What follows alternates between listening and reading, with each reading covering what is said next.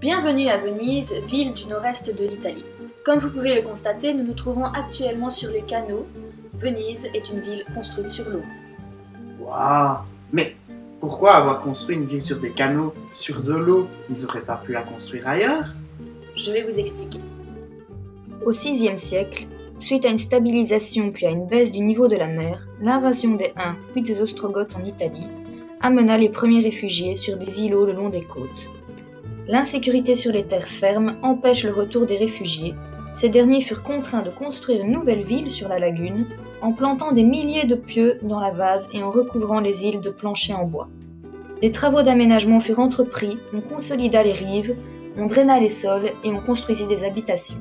Mais dites-moi, alors les habitants de Venise, on peut dire qu'ils dépendent de leur milieu? Exactement, comme le terme le dit si bien, la dépendance au milieu, c'est le fait que l'homme va dépendre du milieu dans lequel il vit.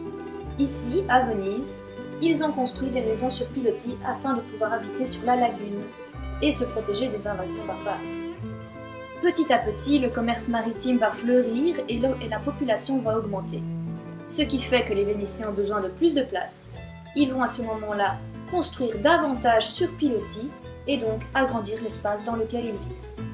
C'est vrai que c'est très ingénieux, mais dites-moi, le fait d'avoir créé des habitations sur l'eau n'a pas un effet négatif sur ce milieu?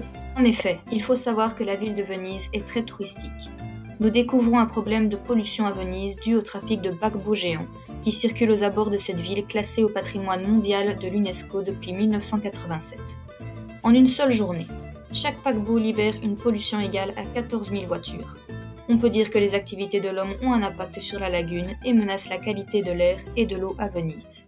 Mais rien n'est mis en place pour pallier à ce problème de pollution? Si, bien évidemment, des robots vont être installés afin de mesurer la pollution de l'eau dans la lagune. Un projet de loi doit être voté pour limiter les paquebots de touristes et j'en passe. Les Vénitiens sont vraiment conscients de ce problème de pollution qui menace leur ville. Vous avez des exemples d'autres villes qui rencontrent un problème de pollution? Bien sûr, prenons le cas de Bruxelles par exemple. La ville de Bruxelles a vu sa population augmenter. Or, il n'y avait pas assez d'habitations. Laissez-moi deviner. Vu que la population de Bruxelles dépendait de l'espace pour loger la population, ils ont dû s'adapter en créant de nouveaux bâtiments. Exactement. Oui, mais s'ils n'avaient pas assez d'espace, où ont-ils pu les construire, ces nouveaux bâtiments? En périphérie de la ville où se trouvaient les champs, bien sûr. Et en construisant ces habitations en dehors de la ville, nous avons eu plus de pollution, car les personnes habitant en dehors de la ville utilisent des moyens de locomotion, pour la plupart polluants, pour se rendre en ville. Mais ce n'est qu'un des facteurs de pollution à Bruxelles. Mais dans ce cas, comment ont-ils fait pour réduire les effets de la pollution? Ils ont aménagé leur territoire. L'aménagement du territoire, ce sont toutes les actions de l'homme afin d'organiser son territoire pour qu'il soit le plus viable et le plus confortable possible.